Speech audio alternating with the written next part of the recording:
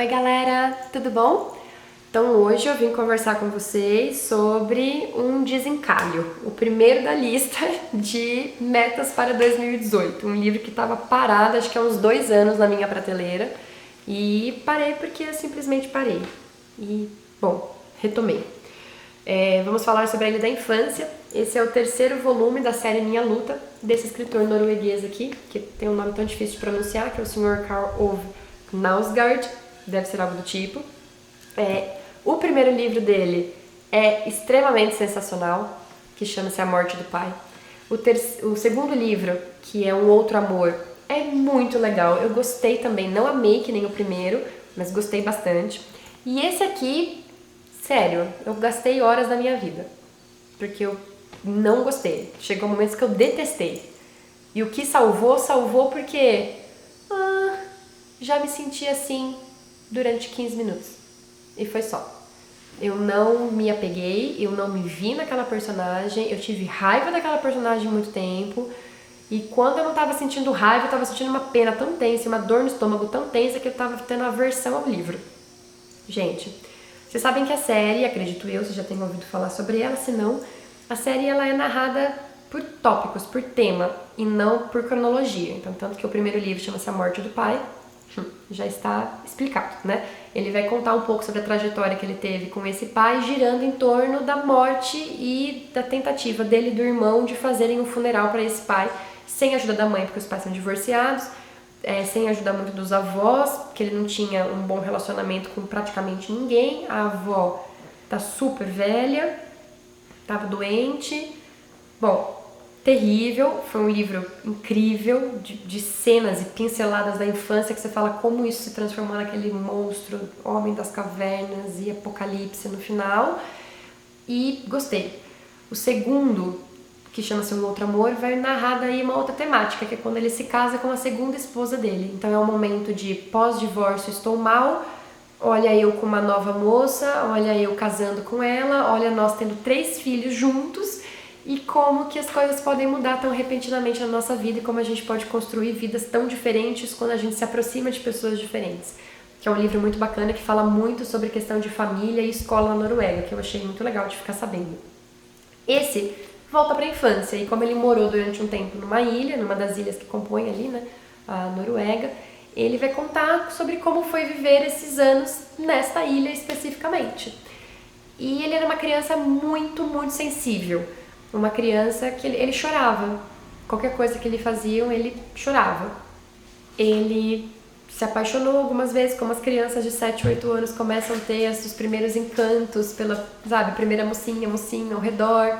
Ele vai contar pra gente sobre as dificuldades de uma criança na escola para começar a estudar, para começar a nadar, fazer o primeiro esporte, se destacar na escola ou no esporte, para fazer amigos, para se enturmar, o primeiro dia na aula, e são aquelas coisas comuns de criança.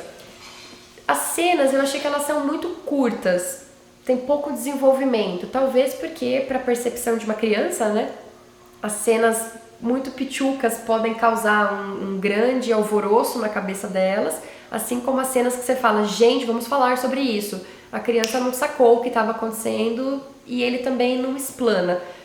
Então, o que eu achei legal do livro?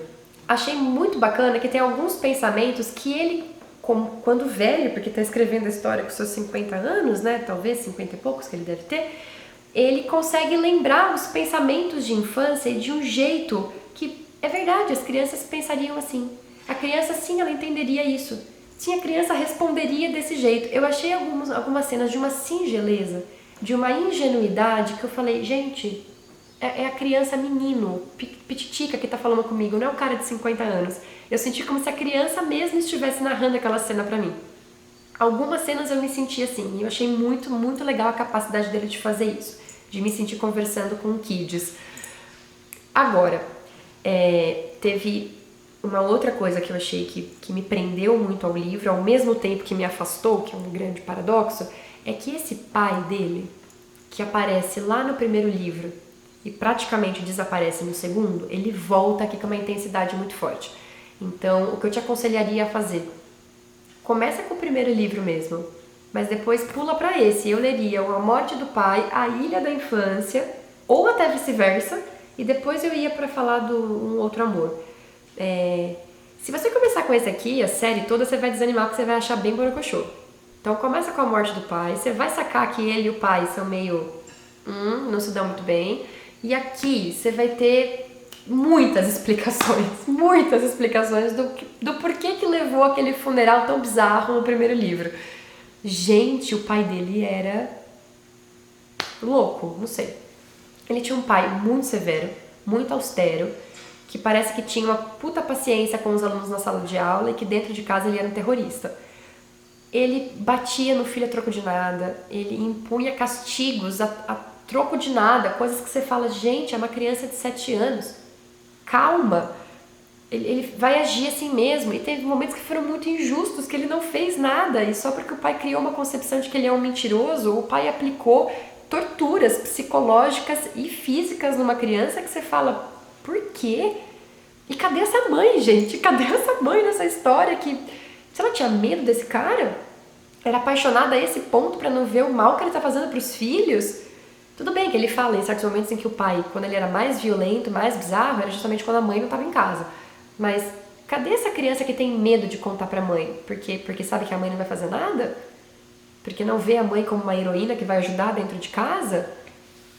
Nossa, triste, gente. E isso me afastava do livro porque eu tinha medo de ler a próxima cena e falar, gente, esse moleque vai ser espancado até a morte, logo menos. E ao mesmo tempo era a única coisa que me prendia na história, porque era a parte mais complexa, que era o relacionamento dele e desse pai. Você vê que o irmão sofre tanto quanto ele, mas ele não foca no irmão. Tá narrando a própria história, né?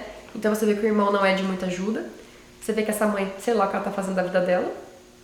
Você vê que ele preenchia essas lacunas do pai com amizades que realmente, efetivamente, você vê que não são amizades que são pessoinhas que só passaram pela vida dele ali. E o medo que ele tem de ficar em casa e as manias que ele desenvolveu para sobreviver a esse pai. Nossa, que mal que as pessoas podem fazer umas às outras, sabe? E voluntariamente, assim, chegou um momento que eu falei, isso não é educação. Quem sou eu também pra julgar, né? Eu não tenho filhos. Mas calma, né, gente? Tem que ter muita calma nessa vida. Ele termina essa história aqui quando a criança talvez já não é mais criança, ele tá num 7º ano, talvez indo pro 8º, então ele já tem uns 12, 13 anos, já tá entrando na adolescência, que é onde vai começar o próximo livro dele, né? Que vai falar sobre ele adolescente e ele descobrindo a sua sexualidade. E essa sexualidade já começa a aparecer aqui nas últimas 100 páginas, talvez, em que ele começa a ter uns encantos por umas menininhas e que ele começa a se descobrir e pensar em questão de masturbação e revistas pornográficas e tal. Então isso já é uma temática que você vê que já tá dando gancho pro próximo livro. Mas esse aqui... achei sem graça. Teve momentos que eu falei, eu estou lendo por honra, e me deu muita vontade várias vezes de pular um parágrafo, sabe? De falar, e se eu pular isso aqui? Não, acho que não vai mudar muita coisa, mas eu acho que é injustiça, né? A gente tá jogando contra a gente mesmo. Então eu acho desonesto e eu não faço. Mas se você faz, tudo bem, é desonesto com a minha filosofia de vida, tá? Tem muita descrição de mato. Tem muito mato na Noruega, neva pra chuchu, mas você tem bastante mato. E ele escreve mato, neve, chuva, gelo, mato. Me cansou porque eu senti que foi excessivo. Eu senti que eu tava, tipo, enchendo linguiça. E, honestamente, você tinha 8 anos. Como é que você tinha essa percepção do mato ao seu redor? E como é que você se lembra, tantas décadas depois, que era essa percepção do mato que você tinha? Você tá inventando, moço. Eu senti que era artificial, que ele tava colocando uma impressão que ele tem hoje nos olhos de uma criança, porque não tem como você lembrar de tudo isso. Ele dava detalhes da blusa, da roupa das pessoas, de um vizinho, que eu falei, como você lembra que o vizinho estava vestido com aquela blusa? Como é que você lembra da textura da calça dele? O tempo todo. Ele dá muitos detalhes sobre coisas que eu falei, oi? Sabe memória preenchida? Você pode até lembrar, tipo, nossa, naquele meu aniversário fulano estava com a camiseta rosa. Mas você lembra da cor, né? Os detalhes que ele dá, parece que é preenchimento pela memória. Ou ele tem umas obsessões com a infância aí que ele precisa resolver, gente. com todo mundo, vizinhos, e primeiras namoradas, e o irmão, e os pais, e o colega que eu nem lembro o nome, obsessões tensas. Então eu prefiro acreditar que seja ele preenchendo o que a memória apagou. E aí me soou artificial e me irritou, sabe? Não sei. Até agora, com todo mundo que eu falei que já leu esse troço aqui, me disse que detestou. Então, o que você acha, você que já leu? Eu espero que você não desanime, a série é legal, eu não vou desanimar, eu quero ler o 4º e o 5º livro. O 4º eu tenho em casa já, inclusive, o 5º eu não comprei porque eu achei esse aqui bem chato. E eu falei que eu fiquei com medo de o 4º também ser bem chato e daí não querer ler mais nada. Mas não vamos desanimar, vamos juntos, tá? Só que esse aqui você precisa ter muito chocolate em casa pra continuar acordado. Você já leu o 4º? Você já leu? Se você leu, é legal? Me anima, porque eu estou um pouco preocupada com o andamento desta série, tá? Ajuda, por favor. Gente, tchau. Beijinho pra vocês.